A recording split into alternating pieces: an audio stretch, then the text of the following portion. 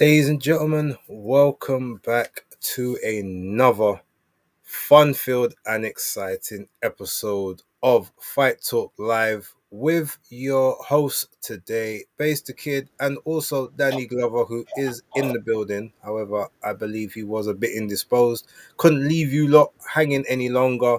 Um, well, we are here. October Red is unavailable last minute, I believe, and Maestro is celebrating the birthday of his significant other. So we wish him and her all the happiness today. Danny, first things first, before I even ask you how you are, I'm going to make it very, very clear. Because there's only two of us, and there was going to be four, so this was going to be even more amped up. We'll have parliamentary procedure today. However, the procedure is not going to be about who cuts anyone off or who jumps in on anybody. That's fine. All of that can run. But the procedure will be precisional, surgical, unadulterated, and dare I say, brutal. No opinions, no thoughts, no comments off the table, nothing sugar coated. We're just going to talk how we talk. Are you cool with that? Absolutely. All right. So without further ado, how are you? Yeah. Last minute, as you just saw, someone just had a first aid incident, so had to attend to that. So sorry about that, base and the viewers for the late start. Uh, yeah, a couple other issues in the life, but we're here. We're here, and glad to see you back from annual leave. I hope you enjoyed. Yeah, well, I mean, it's coming like I can't really take annual leave because when I do think them, don't work right, dude, don't it? Yeah, but it's fine. Look, you know what's funny enough, right? And you usually we don't really be on this sort of time of night. I heard just a moment ago, thanks to I believe it's Philip in the chat. He's basically said Napa is on Stamina for Sale at the moment, discussing the Billy Joe Saunders incident, which you were very Johnny on the spot with and had a lot of opinions on. I actually messaged Napa about half an hour ago asking him where he was at to see if he wanted to jump on, but clearly he's a bit indisposed.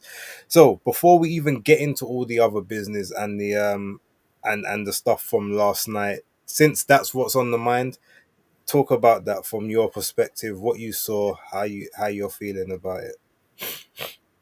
So we're talking about last night's action. Yeah. Yeah, Chris Eubank Jr. He done the No, business. no, we're talking about the Napa and Billy Joe Saunders Oh, the thing. And Napa Billy also, Joe. just before we breaking news, it has now just been made official that Usyk Dubois is happening for Undisputed on the 19th of July. The poster has just come out. So, Yeah, yeah. I heard that they was moving the date due to it was meant to be on the 12th, but because Taylor Serrano is on the same weekend and there's another show, so they the didn't want. Ring magazine show, yeah. Okay, yeah, so they didn't want to clog it up, which would have been true. So yeah, they had to move. So yeah, smart decision. But yeah, with the Napa Billy Joe Saunders situation, well, they let the cat out of the bag early that they was going to send Billy Joe to the changing room. I don't believe he is a licensed British Boxing Board of Control holder. As far as we're talking about trainers or chief seconds or stuff like that, so I don't think he'd even been allowed to observe the raps anyway. But it's obviously gamesmanship.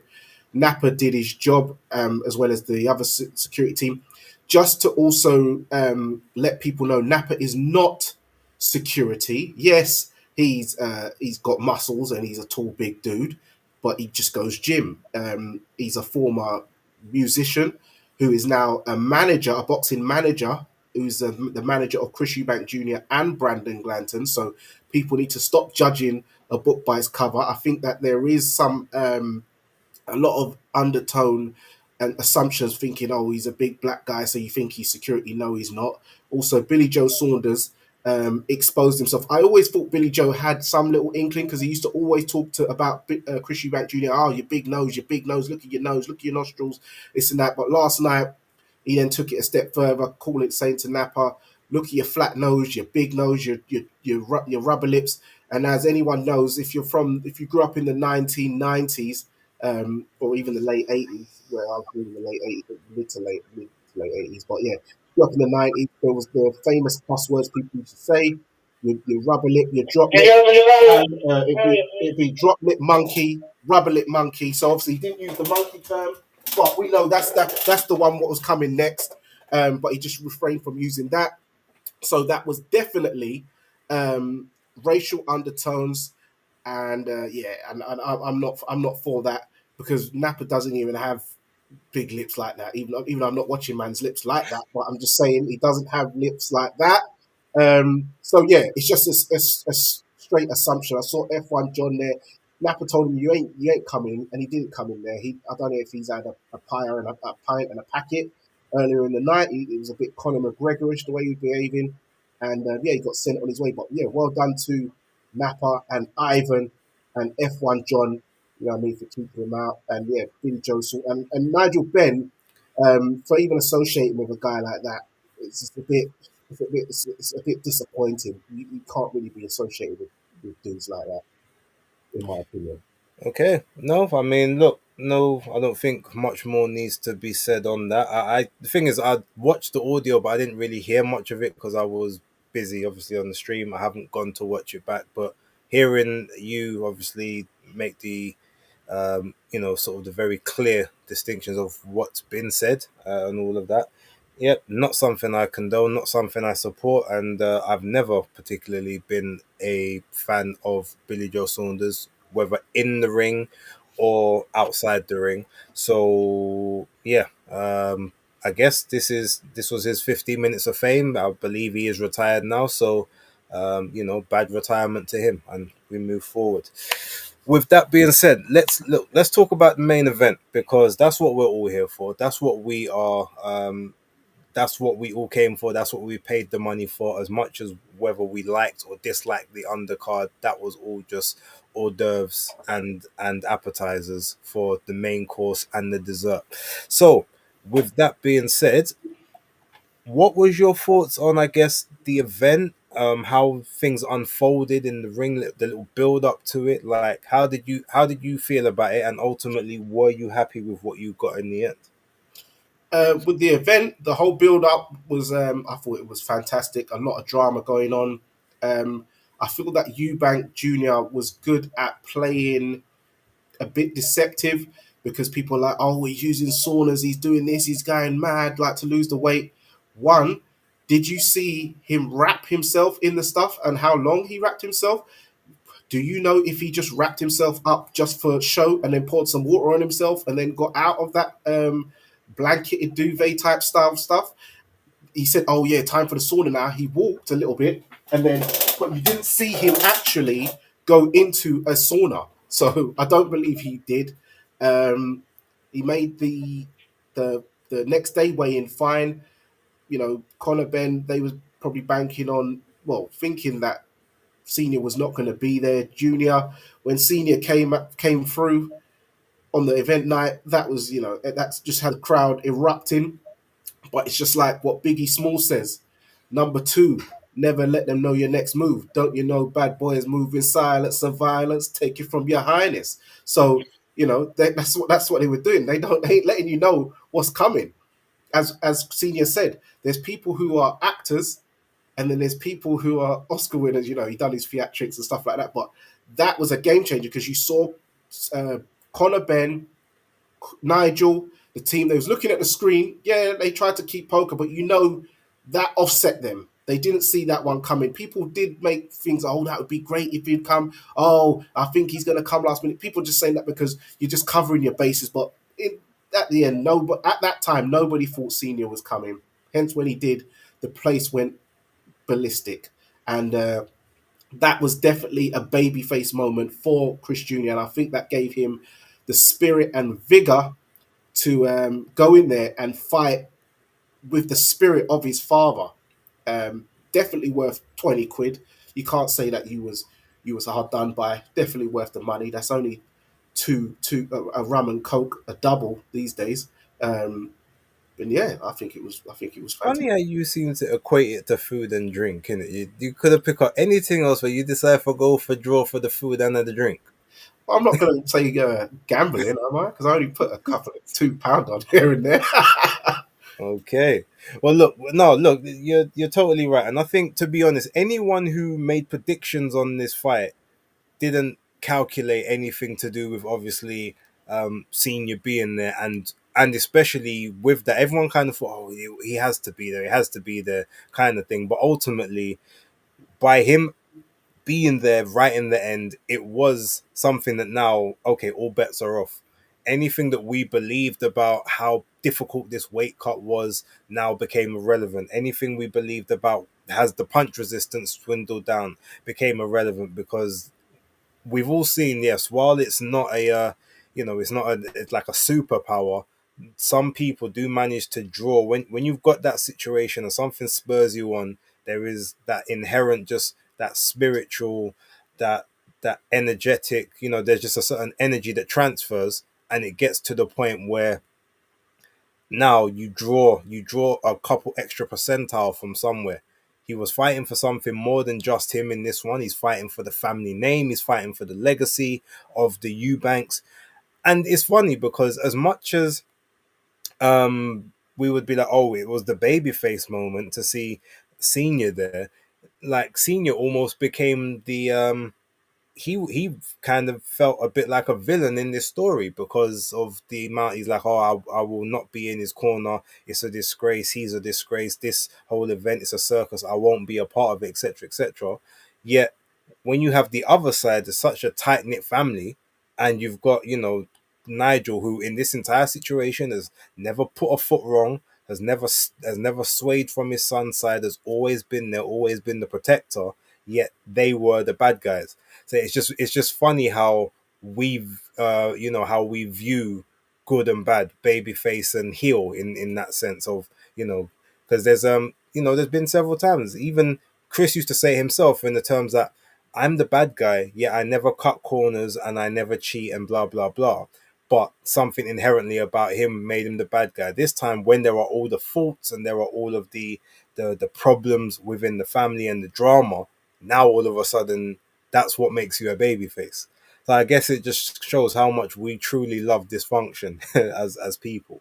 But with all of that being said, look, that main event, the ring walks, the drawing for the old school music on both of them, but then still keeping their original brands as well. Connor obviously went in the opposite way that Chris did, in the sense that he actually walked to the ring with his dad's music, and he just used his music to join the entrance, whereas Chris did it the other way around.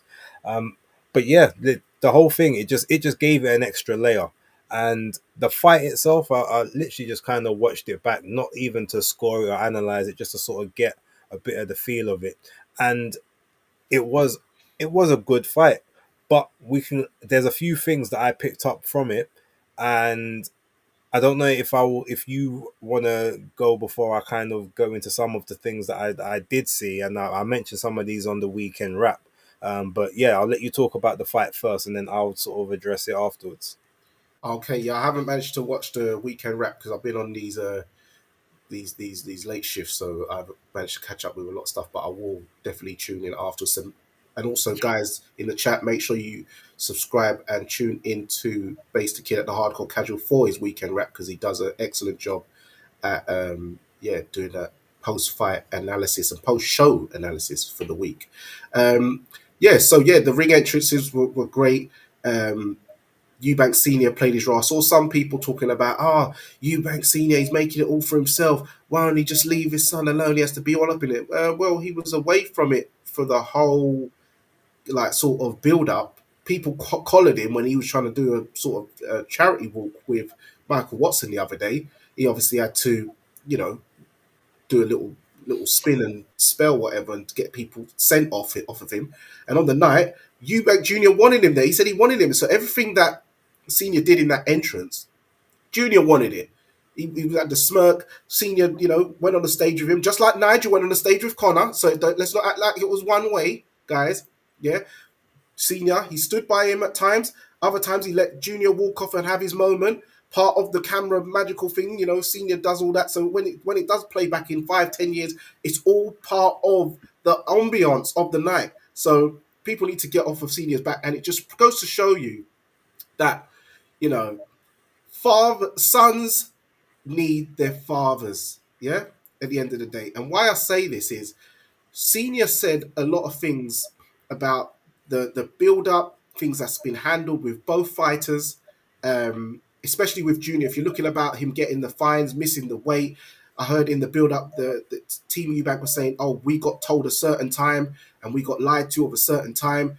Eubank Senior would have not had got lied to, or he would have told Junior, make sure you get there an hour early.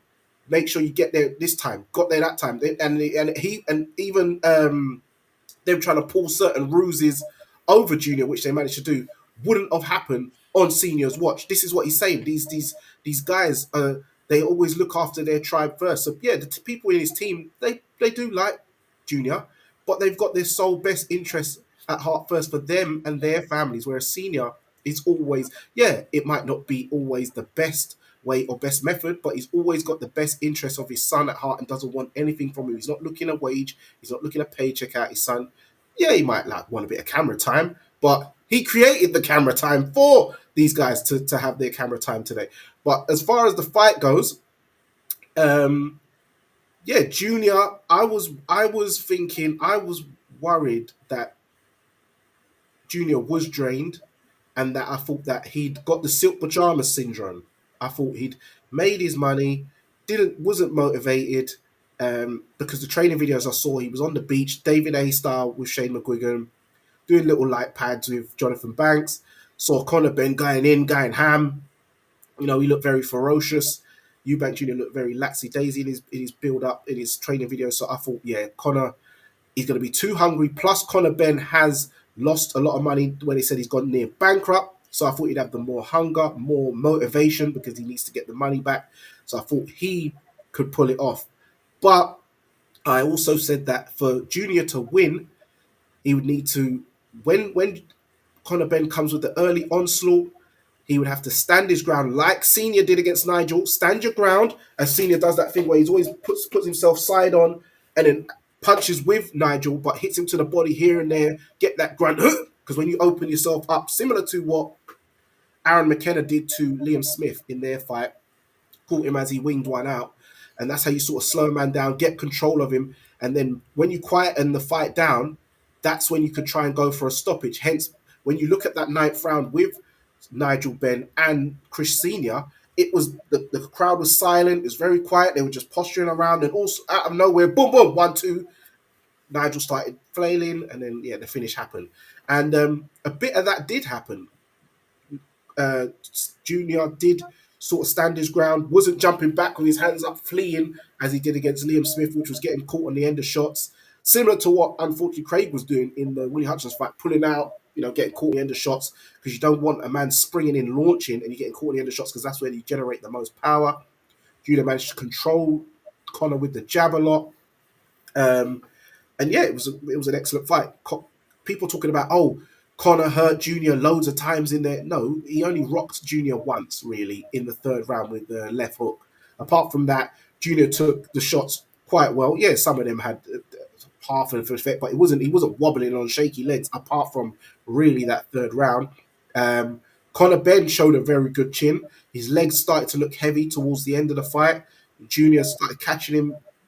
Connor's chin started going up in the air, but they both showed the Warriors code and they done their fathers proud. Have they stepped out of their father's shadow? No, they never will because their father's shadow is what makes them. But they've definitely earned their name, in my opinion. Okay. Well, look. So first things first. Yes, it was a true. It was a great fight to watch. It's arguably fight of the year, not just for what happened in the ring, but because of everything else that went in and around it. So you have to kind of factor that because emotions heightened, and the emotion and the investment inside the ring is ultimately what brings the entertainment. Um, However, there are a few things that I there's some caveats that I want to put to certain scenarios here. And you guys know me, I'm always quite happy to, to be the quote unquote contrarian or be the one that's a bit controversial. But here's two ways I look at it. Number one, you had Chris Eubank Jr. somehow with every single disadvantage that you could have for a supposed A side. Um, he didn't have the size of the ring that he requested. He had the rehydration clause. He had the mad weight stipulation penalties if he didn't make those weights. The supposed problems with the times to weigh in, if that's in fact true. The horsehair gloves that they didn't want, but they didn't turn up to the glove meeting.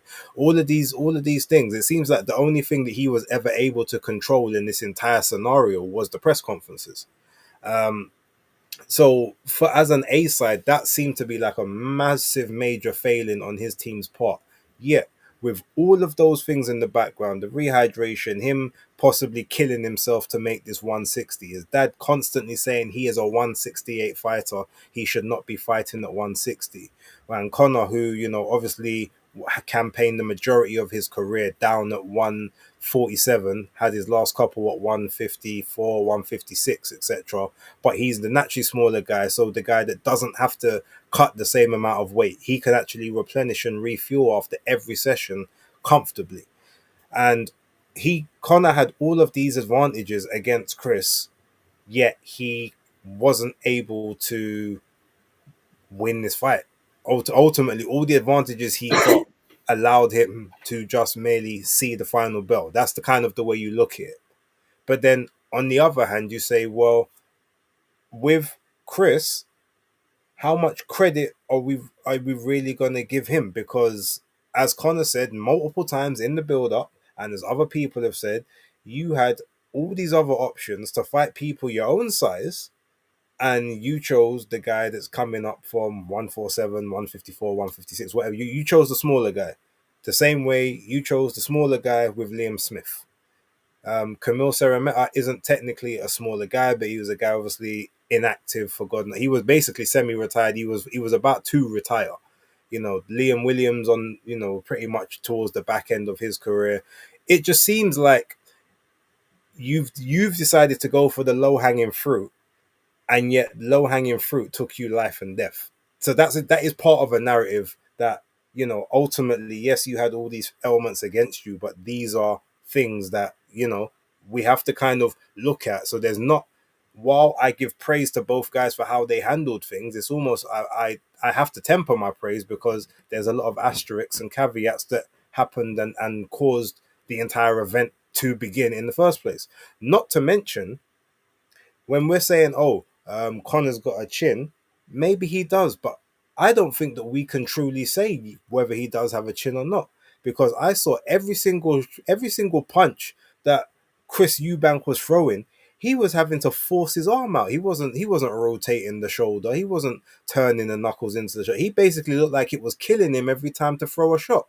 Um, If that sweeping left hook, the little like lead left hook that he was doing when he was pushing out the jab, his legs could barely move. So I don't know how much mustard he was actually getting behind those shots. So while yes, Connor still had to take them, he still had to ride them and do well.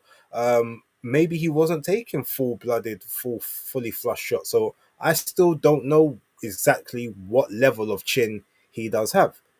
And then on the other side, what I will say is Chris to me won the fight quite clearly. I had it 115, 113. It was a very competitive, close fight, as it was, built to be.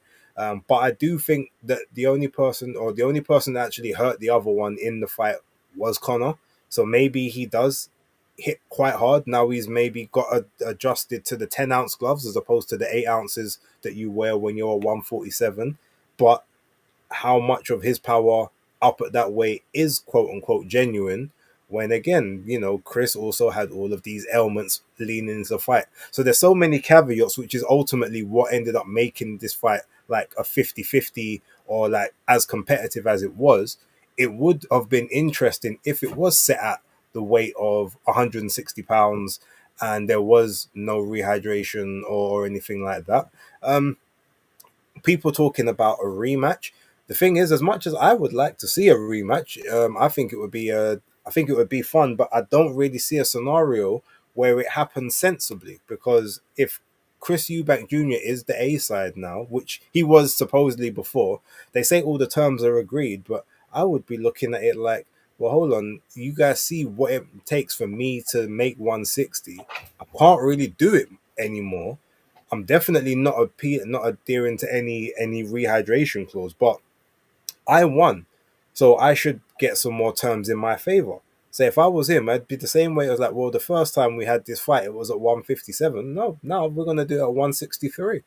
Yeah, you wanted £3 the last time. Okay, well, I want £3 this time. And if you want to take the fight, we do it there. Whether you still say, you know what, 163, and I'll still take the £10 rehydration clause just for you, or something like that, possibly. Um, but outside of that, I don't really see much options. He can't make the 160 safely for any of the elite guys. 168, he is a bit undersized for the majority of those guys, except maybe Canelo. But obviously, the skill gap is very different there. Truth be told, if I was him, as my last master stroke, as my last troll, as my last villain arc, I would literally say, you know what? I achieved what I needed to. I defended the family name. I've got nothing else to prove. See you later, and do it to the point where the Bens never get the opportunity to finally get that lick back against the Eubanks, and you constantly always just have them right in front, and they stay there, and there's nothing you can do, because ultimately the problem between the two is that Chris Senior had a son same size as him. Nigel Benn unfortunately had Connor, who was not.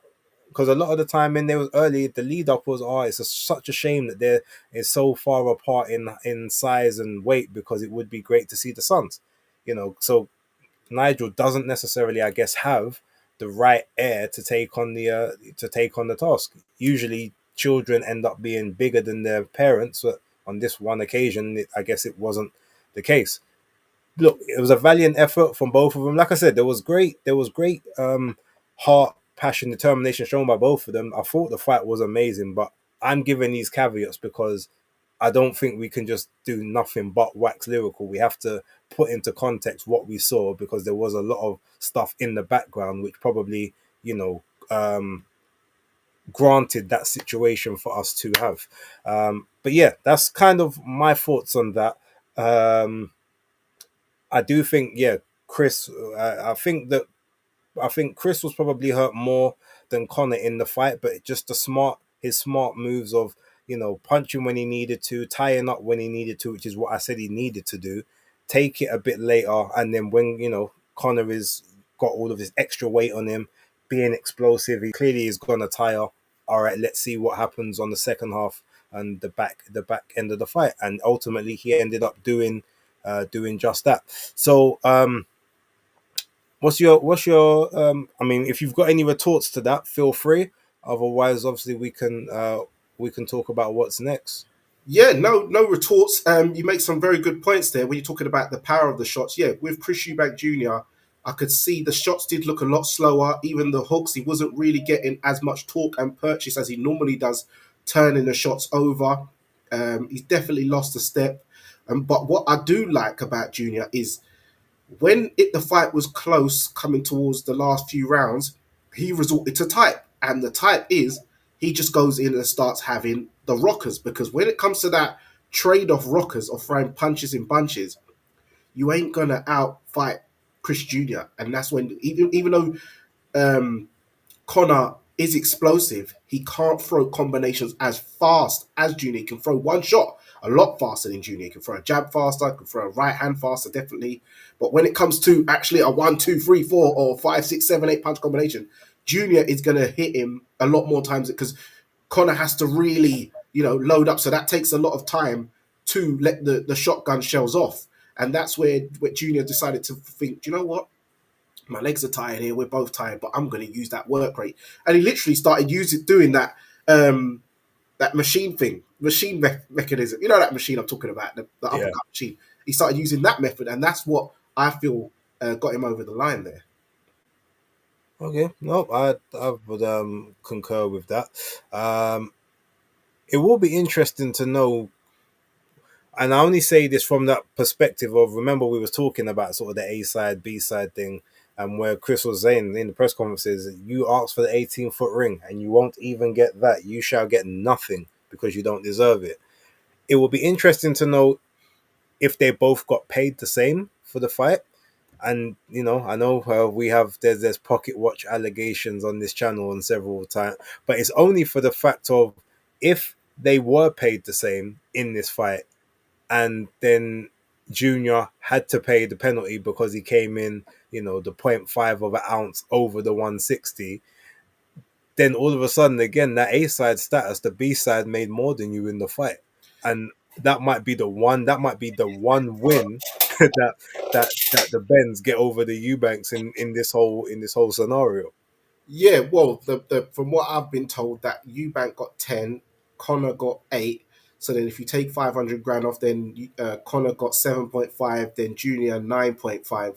So Junior got more money, and but then the only thing I know Junior did manage to swap over, because I know about the gloves and stuff, is he was not allowed to use them MX1s, which is the horsehair gloves, because in the fight he ended up having to use the Everlast Elites, which are not horsehaired. So they ended up did have to change the gloves, and that's probably what because I saw um, Frank Smith about to get into a fight with Mazin Majid. yeah.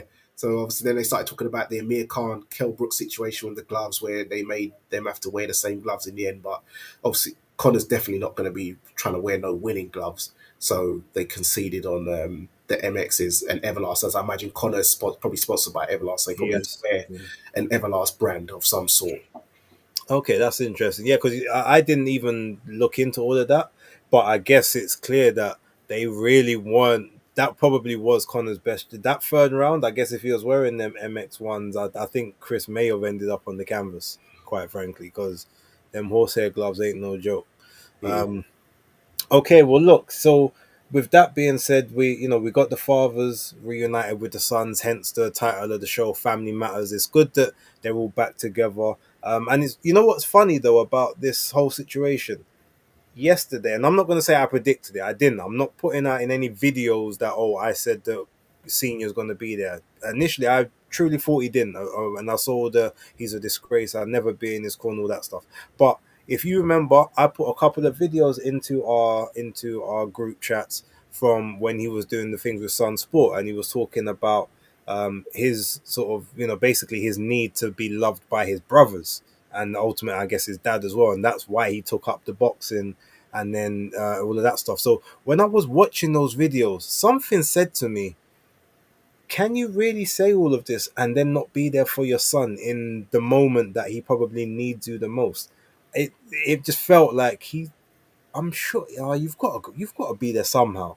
Like you've got to put your pride to the side in some way and sort that. But when we're kind of looking at it, I guess ultimately it was just one of those thoughts in the back of the mind. You got it there and then you kind of push it to the side. But ultimately, I guess it was true. And the way, he decided to, he came out and exited the car, and he just stopped and did the little pose. Then he slowly got out, and then you just see Junior just coming around the side like it's Roman Reigns and Paul Heyman. It was a great, it was big. Like, I think that the reaction, I think, from everyone seeing that was truly not just like a gasp moment or awe-inspiring moment, but genuinely that of a, this is good to see. Like, fathers and sons, especially in, a lot of people talk about certain communities, you don't always get them. So when you actually have a father and a son that can be in each other's life and want to be, it's a great thing. Mhm. Especially for those people who want those kind of relationships and aren't able to for whatever reason, whether it's because their father's no longer here, because their father's is away and can't be with them, kind of thing. Whatever it is, like, you always, I don't think there's any, they always talk about, you get sort of like your mama's boys, but then you get like daddy's girls. But I truly think there's a certain bond between fathers and sons that is just unreplicatable amongst any other demographic. That's just my opinion. Obviously, other people may feel differently. But yeah, I truly marked out for that moment, and I'm happy that it happened. And whatever beef they had, I'm sure it's obviously not finished, and they've still got a lot of demons to sort of exercise within their relationship, and there's a lot of maybe hard talks that need to happen. But just knowing that when you need me the most, I am there is something that I hold truly deeply, and that was something that was good to see. Yeah, absolutely. I second that. And as you said, fathers and sons, there's a certain connection that it can't be matched, because even when, as you said, when you're talking about certain demographics and communities, let's talk the African and Caribbean community. Let's just Well, be more the Caribbean. I think the African one doesn't have the same stigma for the most part. doesn't have the same stigma, but it's I think it's just as prevalent, because a lot of the fathers, when it came to parents' evening, they wasn't there, and you'd ask them, "Where's your dad?" and they say, "I'm away on business," because they'd have multiple different families and stuff like that. Plus, there was obviously the farming epidemic that was going on as well. So a lot of the African fathers wasn't around because they had multiple families, but the stigma did usually get put onto the Caribbean fathers. Um, but as I said, it was great to see, because even when you look at a lot of young men from areas around urban areas, as they call it, who do get themselves in trouble, end up in in law school, inside the prison systems. You hear a lot of even artists talking about, my daddy wasn't there, so I had to hit the streets and blah blah blah. It's usually stems from the dad. A lot of sons are really daddy's boys, but they end up being mummy's boys because dad wasn't there. And women are very nurturing, but sometimes it doesn't help when they over nurture the boys, because then they become emotional and have erratic outbursts and behaviors, which can lead to devastating consequences. Whereas a father can be more tame, structured. Hence, Senior always talks about, I didn't really like the egg thing. We're meant to be standard bearers and noble and stuff like that. But he does have to understand Junior is not like him. Junior, yes, he was in Brighton, but we've seen he was hitting the streets of Brighton and getting into certain altercations and mischief. So he's not exactly as regal as Senior. Yes, he's got a lot of the teachings and a lot of the wisdom, but he's not exactly like Senior. So there's certain things Senior does have to let Junior be himself on. But it was great to see. I saw a lot of women talking about, as I said before, oh, Senior's hogging the limelight, let his son be. No, I think it's a good thing. I think a lot of mothers, I'm not trying to get onto the mums, but I think a lot of them don't like to see bonds like that with fathers and sons too much. They rather see, as you said, people like the effery, the fuckery and the drama and all that kind of stuff, rather than a positive nuclear style family, or an attempt of one in the public eye, especially when it comes to those from the Caribbean, the Afro Caribbean diaspora. They like to see that single mum syndrome, or the son, black son without his father. But as you saw, I saw even Nathaniel Wilson Banks there. He had his son there. He looked about 9 years old, and I saw on his story that Eubanks Senior was talking to his grandson. So that was a good moment there to see that as well. I'm sure Senior will see his other grandson in Sebastian's son, who Junior is fathering now. You see these very touching moments, and you can see he does a lot of what he's doing now to try and help his nephew. So yeah, it's a great thing to see, and I love it. Okay, right. Well, that's pretty much enough with regards to that. I guess, we'll wait and see what both do. I've given sort of my opinion on what I'd like to see in terms of that. I will say, if I, I truly don't know how well Danny can. I mean, Connor, sorry, can make 147 again. It's been a long time since he's done it, but he's adamant that he can. So if that's the case, cool. I would like to see him maybe go down there and get some of the low hanging fruit. Guys like Boots, stay away from. Brian Norman Jr., I would say still stay away from. You might be able to catch him early, but outside of that, I think that's a bit of a nightmare task. Barrios, I think, is definitely beatable, but if you can make that weight and make it well, the best thing is to kind of just not so much hide out down there, maybe nurse one belt, wait for the rest of the those 147 guys to leave, like Boots and maybe Norman, and then wait for all the new crop of 140s to come up. and then sort of have that dynamic, or a situation that I said that I felt would might be an idea similar to Margarito weight and Canelo weight. Maybe Connor employs Connor weight and maybe has starts fighting and competing at maybe 151 and just having fun style fights there. Maybe fighting guys that are coming up from 140, 147 that just don't want to make weight. Trying to employ some big fights that way, and just use that as the rest of his career based on sort of what he's done now. That's kind of a scenario that I've put out there. But look, whatever he does and whatever Chris does, I think that after what they done last night, both deserve to be able to have that pick. Now, with that being said, let's move to the undercard because I don't really want to stick around too long talking about this. One thing I will say, it was a good undercard on paper. The fights were all, I guess, evenly matched. To a degree, I think some of the fights were too evenly matched because the one bad thing about this entire card, there was no knockouts.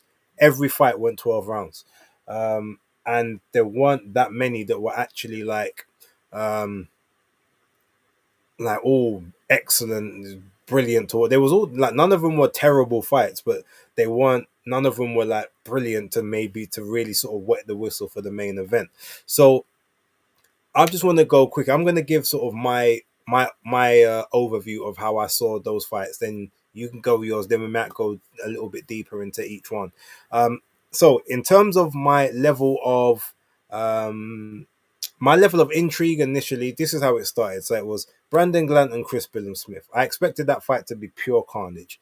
My next one was Chef Clark and Vidal Riley. Again, I thought that stylistically that would be a situation where like he's gonna really be up against it. Chef's gonna he's gonna be really pressuring, and Riley's gonna have to work hard for his meal if he's to get it.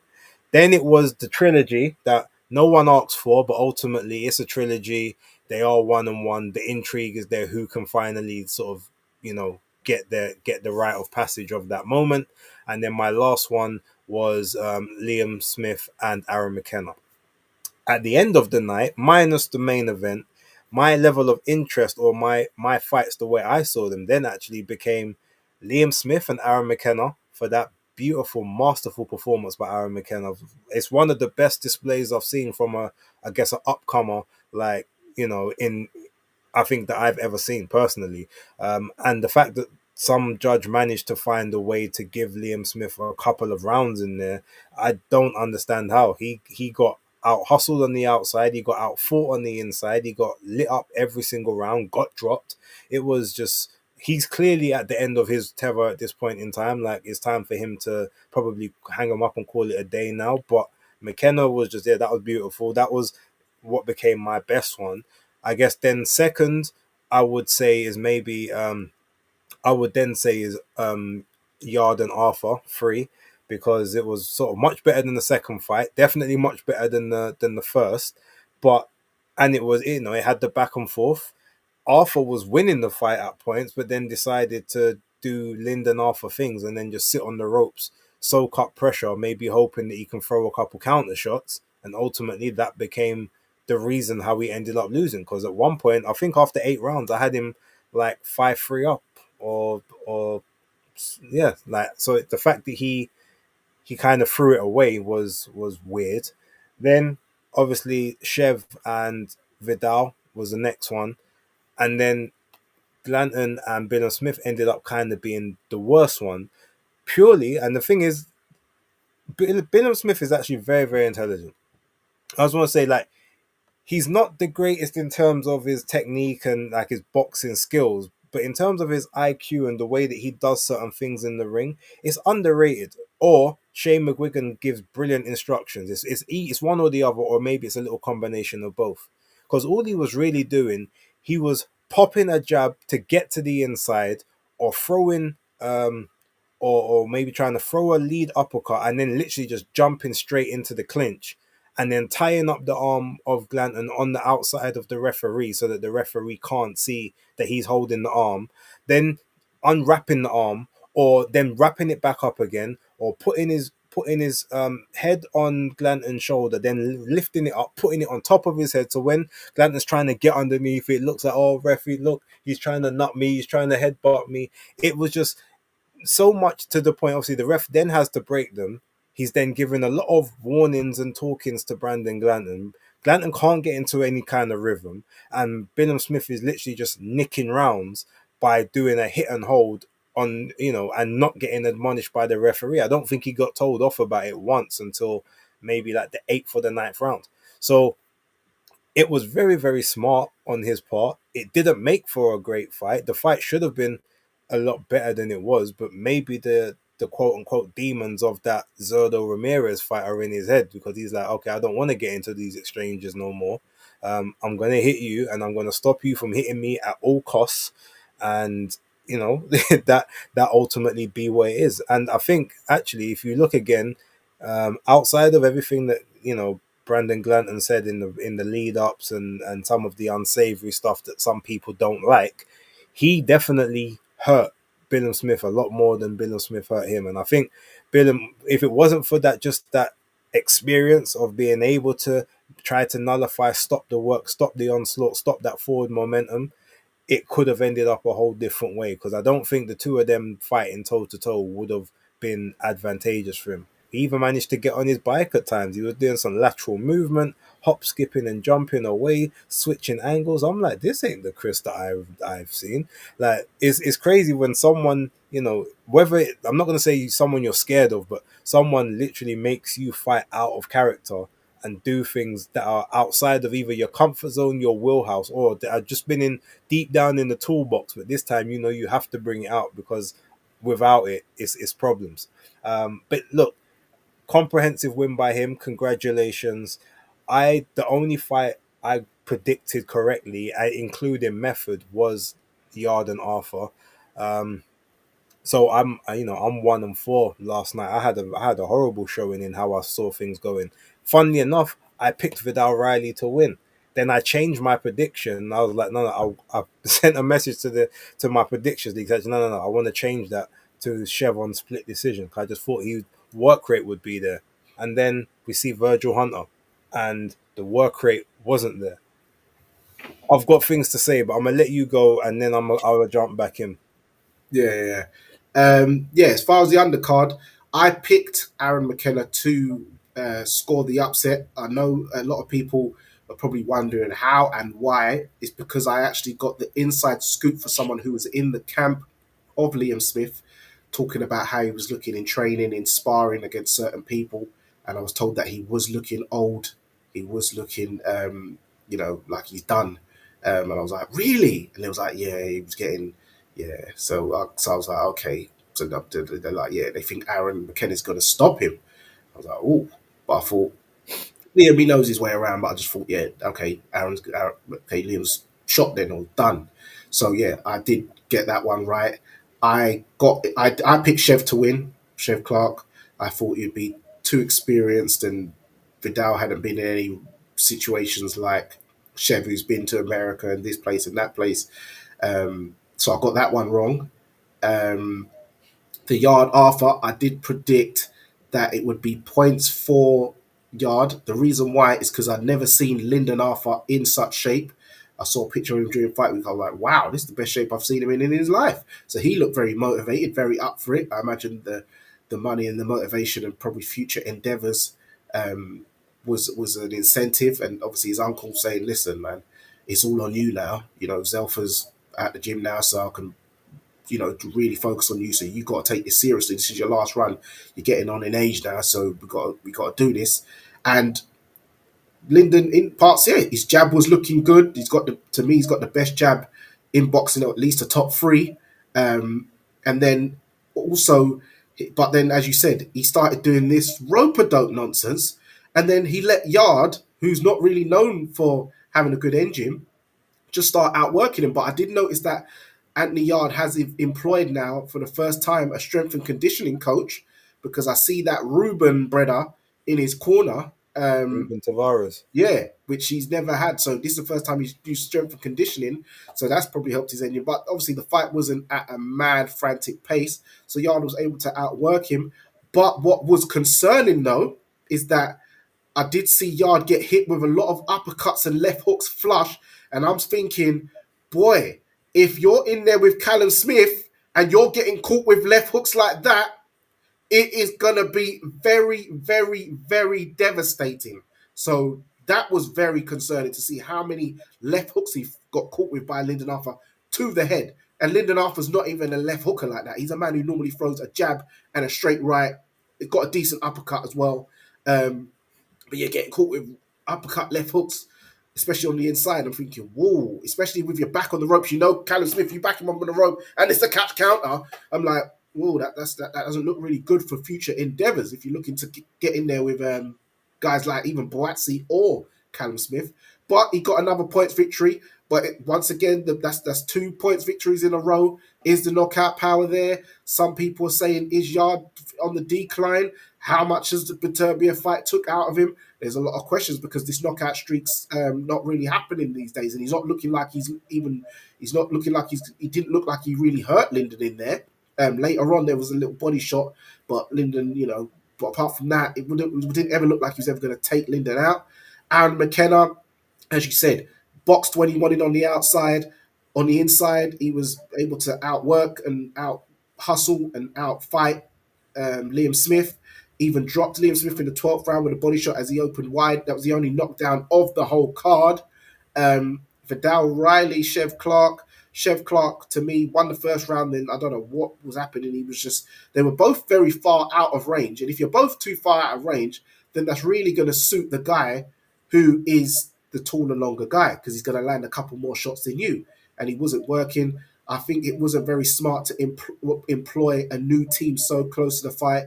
He was still trying to lie and say that he was with Sam Mullins days before the fight to certain journalists, but got found out because I saw the short, stubby Latino guy. So I was like, but I broke the news anyway that he was with a new team, but I didn't know who he was with until actual fight week. To be fair, but I knew he had left Churchill's. So that I don't think that was very smart to leave so late in the game. Vidal Riley, great tactics, proved he's not some YouTube boxer. It's great he didn't go down the misfit scene and he's, getting real accolades and he can push on. And he was in his home turf, Tottenham. So Tottenham got another win there against Arsenal. So, hey, I know they was happy about that. Brandon Glant and Chris Billam-Smith.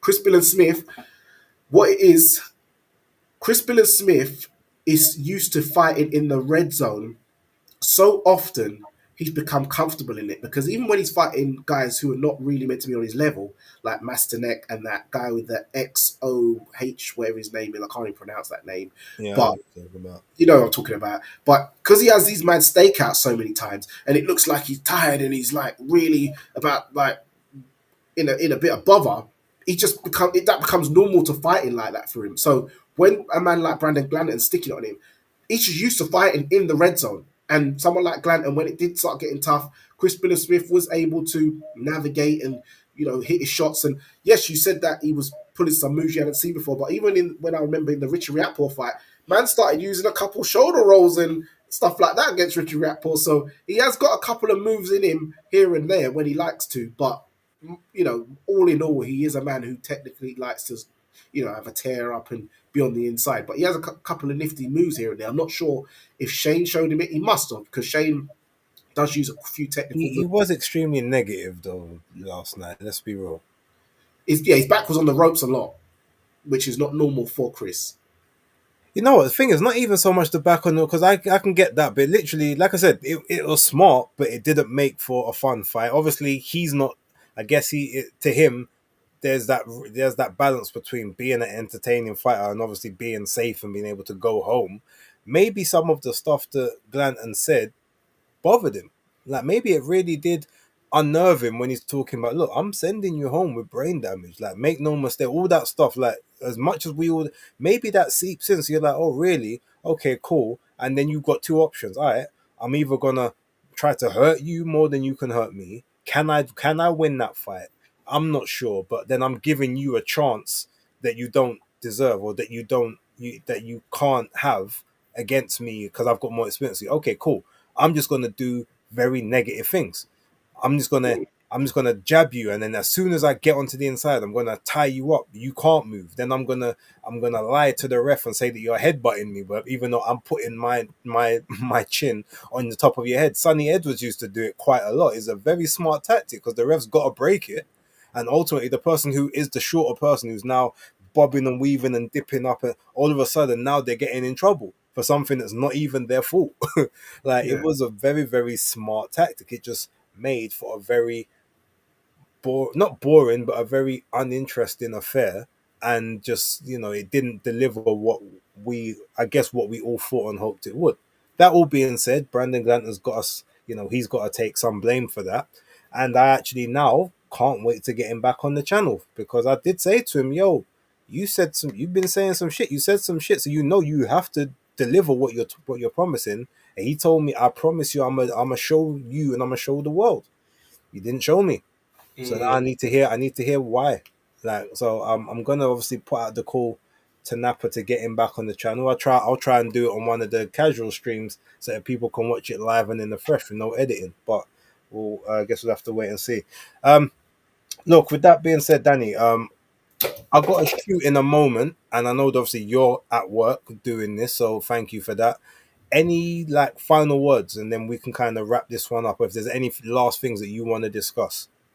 Yeah, last little bits about the main event. I noticed that the ref was proper onto Eubank as well. Every little infringement he was doing, he was just proper onto Eubank's case. So he had to deal with that, which was very good. I noticed Brandon Glanton, he had a knee brace on, but hey, Mm. he went into a fight, so you can't. I ain't giving you no real credence. So as you said, So just before you cut the knee brace, thank you. Not just all that, the injury, whatever, but the ring canvas. I have to mention that ring canvas was horrible all night. From how are people slipping mad crazy from the very first fight? I know sometimes things get wet and it gets a bit slippery throughout the night, but from the very first fight, you they had over 8 weeks to to obviously to promote this event. Why could you not have done a proper like sewn in job with all of your promos? Because we know who it's sponsored by. We know it's sponsored by SNK. We know Boxwise is probably a part of it. We know DAZN. We know Match. Like who's gonna be on the canvas. Like sew them into the canvas or screen or like actually screen print the graphics and logos into the bedding of the canvas so that it's safe for the participants. Every moment people are there slipping, and that can disrupt your construct, that can make full push you off balance and end up getting caught by a shot that you ain't supposed to be getting caught by because you slip at the last minute. You can maybe get touched with something, fall backwards like Senior did in the first fight with Ben, and get ruled a knockdown even though you truly believe the shot didn't actually connect or it didn't connect on a scoring part of the body. All of these kind of things. So that was my little rant. Like if the amount of money they've got, you would think they would have been able to afford better ring canvas. That's what I wanted to say about that. Yeah. Also, I'd like to probably see Glanton versus Clark next. And also, lastly, I know we wasn't on last week. Just want to touch on last week's show, which was you. You was there. Well done to Ben Whitaker. Great performance. Um, what you do need to do though, not cry next time, because if you're going to make memes out of people in viral moments, slapping them on the head and doing mad moves, and they've got to see these videos with their families and stuff for the rest of their lives, then if you're getting some stick, you unfortunately got to take it. Yes, we did see. I imagine if Johnny Nelson got racist inboxes, I can't imagine what Ben Whitaker got in his inbox. So that's disgusting and disgraceful.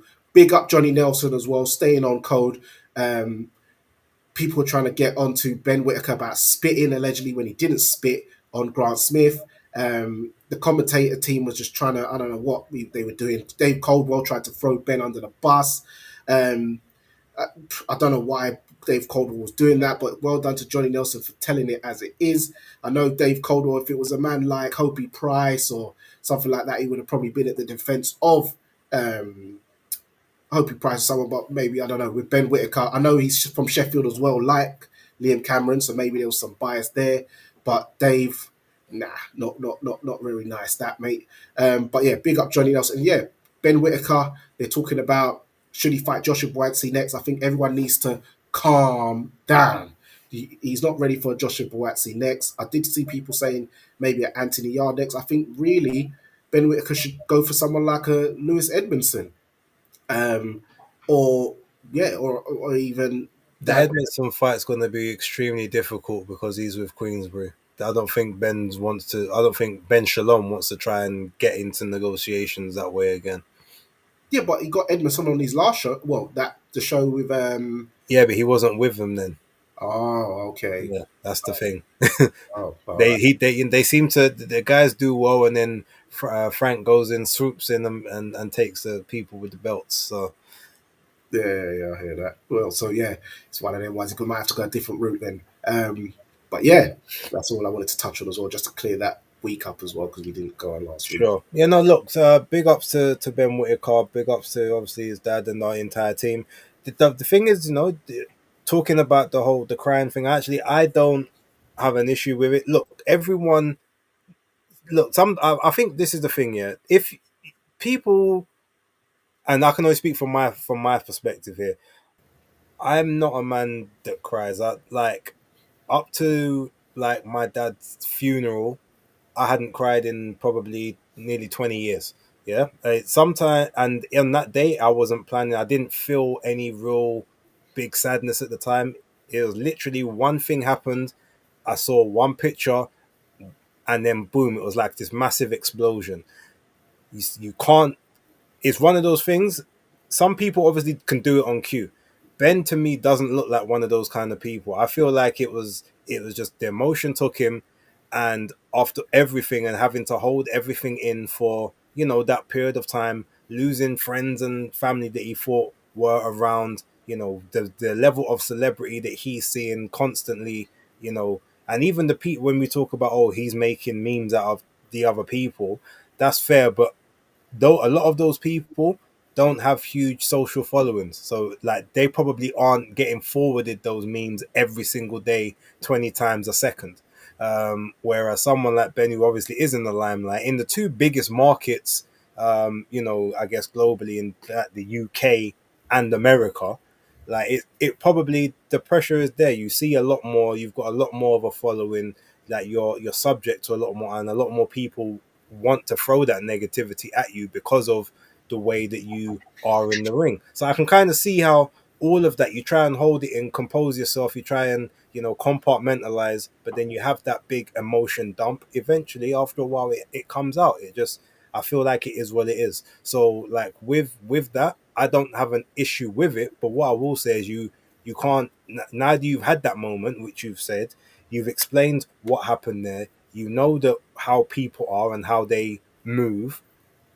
Now you can't let that affect you a second time, in that sense. Like you had that excuse that time because it was something you weren't prepared to deal with. It's not something you knew how to understand. You now don't get that second opportunity to give the same story. I don't want to say sub story because I don't think it is that, but you don't get a second opportunity to have that grace period, because now you should know what to expect. You're at that level now, and that's the level you're aiming to stay at. That's what comes with it. So now that you've got that, that's when you check your emotions, you emotionally, um, you know, compose yourself, and you grow into the man that you say that you are becoming, now being 27, soon I guess turning 28 or whatever. That's sort of my thoughts on it. I don't know if you want to retort to that quickly, but Yeah, no. You, to be fair, you made a fair point. When I was saying about don't cry, obviously don't cry in public. You can cry at your home or whatever. But as you said, sometimes, because I've been in that situation where out of nowhere you feel this mad bubbling, and you're trying to, and it just comes out, and you think yeah, and everyone starts trying to hold you, and and it's like and now I'm feeling moist, and it's getting annoying. So it probably was one of them ones, because you can see he probably went out and he said, "Oh, we'll give you some time." He's like, "No, no, no, carry on." And it probably was all of that. He took himself away. He said he's from a small, a small town. He's at the level of notoriety, all this money coming his way. His dad works 2 jobs. His mum worked 2 jobs. Um, he's from very humble beginnings, and life was moving too fast. And he admitted he got lost in the sauce.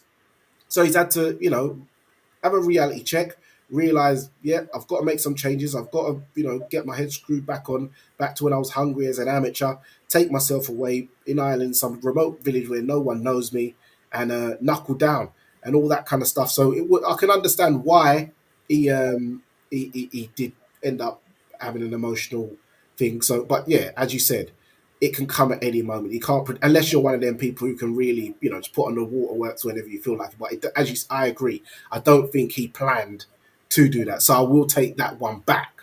Um, so yeah, I'll give him the grace on that. But big ups Ben, and onwards and upwards. I look forward, and big up to the dad as well.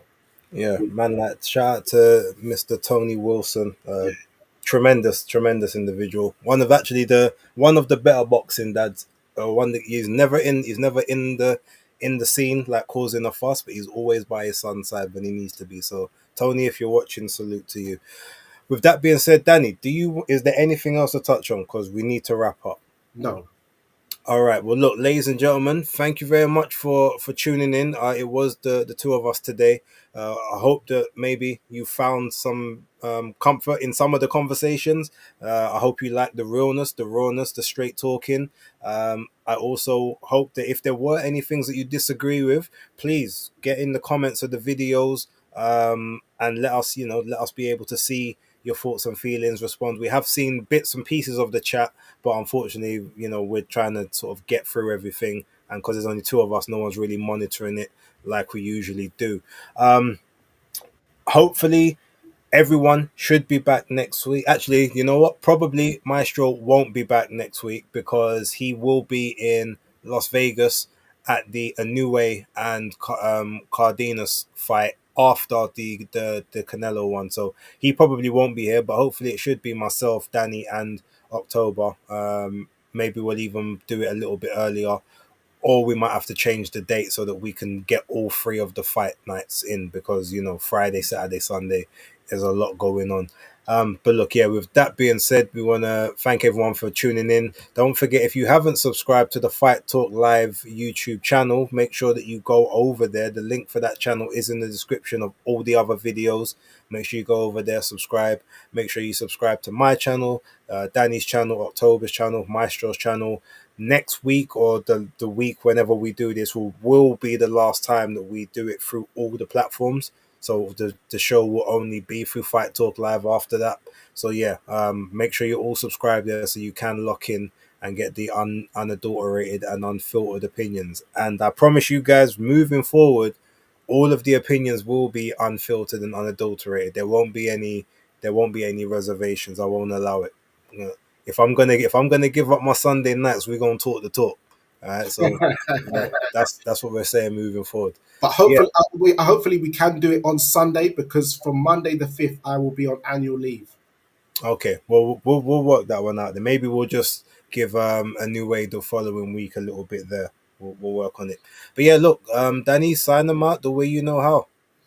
And there you have it, guys. It's episode 23 of Fight Talk Live. It's Danny Glover. It's Base the Kid. And remember, guys, persistence beats resistance. You know where it is.